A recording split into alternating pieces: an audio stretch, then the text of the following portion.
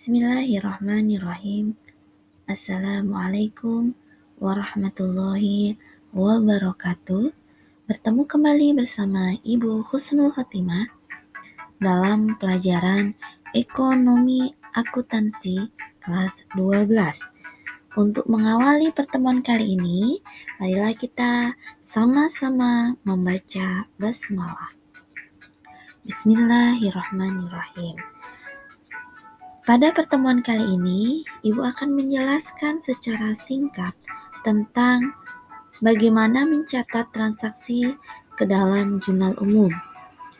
Materi kali ini ditujukan untuk para pemula, khususnya kelas 12, agar lebih paham atau lebih mudah memahami penyusunan jurnal umum. Untuk tujuan pembelajaran kali ini, diharapkan siswa mampu mencatat transaksi ke dalam jurnal umum. Oke, simak video ini sampai selesai. Pertama kali yang harus dipahami dalam menyusun jurnal umum adalah analisis transaksinya. Karena setiap transaksi pasti melibatkan dua akun atau mungkin lebih.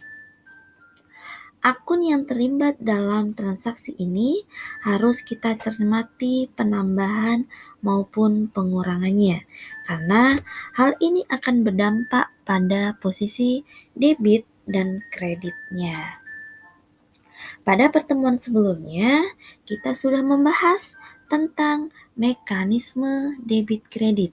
Tetapi, agar lebih menguasai lagi, kali ini kita akan membahas kembali. Pada kelompok harta yang biasanya terdiri dari akun kas, piutang, perlengkapan, kendaraan, apabila harta bertambah, maka berada di posisi debit. Apabila berkurang di posisi kredit, dan di saldo normal, harta berada di debit. Akun yang kedua adalah utang. Biasanya ada utang usaha dan utang bank. Utang apabila bertambah masuk ke dalam kredit, apabila berkurang di debit, dan saldo normal utang itu ada di kredit. Selanjutnya adalah akun modal. Ada modal dan pref. Modal apabila bertambah kredit, apabila berkurang debit, dan saldo normal kredit. Kemudian pendapatan. Pendapatan apabila bertambah di kredit, berkurang di debit, dan saldo normal ada di kredit. Yang terakhir adalah akun beban. Yang biasanya ada beban gaji, beban sewa, beban iklan, beban telepon, beban listrik, atau masih banyak lagi ya beban-beban yang lain. Nah, untuk akun beban, apabila bertambah masuk ke debit, berkurang kredit, dan saldo normal berada di debit.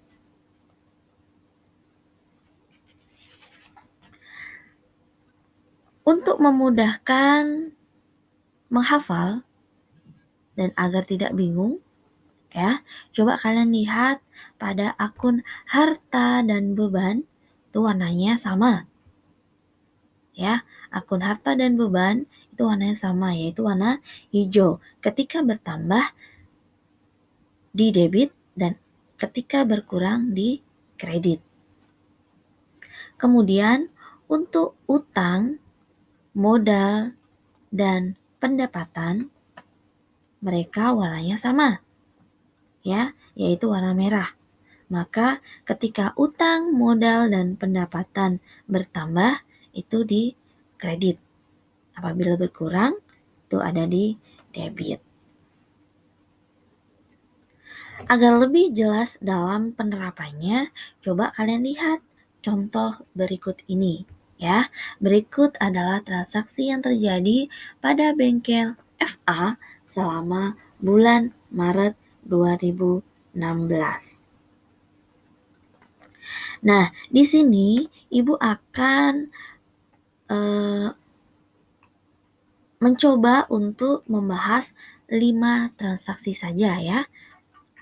Ada 5 transaksi di sini, nanti kita akan bahas satu persatu ya untuk menganalisisnya.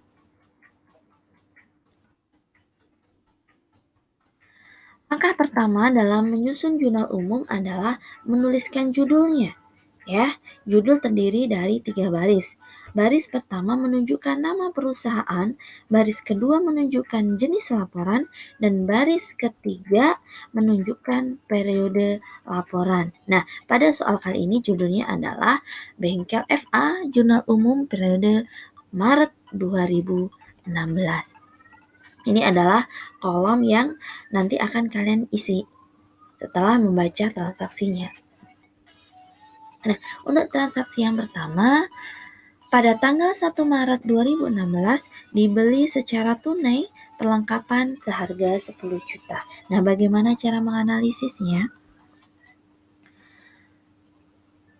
Pada tanggal 1 Maret menyebabkan bertambahnya harta perusahaan, yaitu perlengkapan sebesar 10 juta.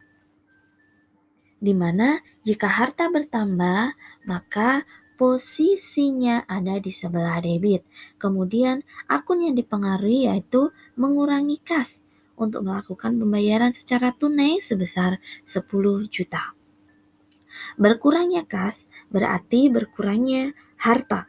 Dan jika harta berkurang, posisinya ada di sebelah kredit. Nah, setelah menganalisis, kita akan memasukkan ke dalam kolom yang sudah kita siapkan tersebut. Yang pertama adalah menulis tanggal. Ya, tanggal 1 bulan Maret ya.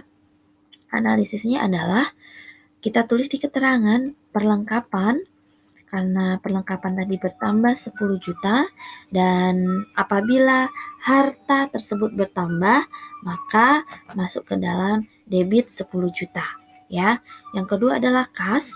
Keterangan kedua adalah kas. Kas berkurang 10 juta masuk ke dalam kredit.